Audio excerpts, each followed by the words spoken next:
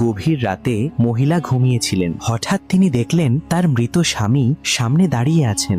ভয়ে মহিলার শরীর কেঁপে উঠল। স্বামী কাপা কণ্ঠে বললেন, বেগম, দয়া করে আমাকে বাঁচাও, কবরে আমার খুব কষ্ট হচ্ছে। মহিলাটি আতঙ্কিত হয়ে বললেন, আপনি তো 5 ওয়াক্ত নামাজ পড়তেন, দিন রাত ইবাদত করতেন, তবুও কেন এমন হচ্ছে? স্বামী দীর্ঘশ্বাস ফেলে বললেন, সব ঠিকই ছিল, কিন্তু একটা ছোট ভুল হয়ে গেছে। মহিলাটি উদ্বিগ্ন হয়ে জিজ্ঞেস করলেন, কি ভুল? স্বামী বললেন, মৃত্যুর আগে আমি প্রতিবেশীর কাছ থেকে 500 টাকা ধার নিয়েছিলাম, বলেছিলাম কয়েকদিনের মধ্যেই ফেরত দেব, কিন্তু মৃত্যুর আগে আমি সেই টাকা ফেরত দিতে ভুলে গেছি। এই 500 টাকার জন্য আমি প্রতিদিন কবরে কষ্ট পাচ্ছি। এই কথা বলেই স্বামী হঠাৎ অদৃশ্য হয়ে গেলেন। পরদিন সকালে মহিলাটি টাকা নিয়ে সোজা প্রতিবেশীর বাড়িতে গেলেন। দরজায় দাঁড়িয়ে বললেন, আমার স্বামী আপনার কাছ থেকে যে টাকা ধার নিয়েছিল, এই নিন সেই টাকা। মহিলাটি বাড়ি ফিরে এলেন। কিছুক্ষণ পর আবার সেই মৃত স্বামী এলেন। এবার তার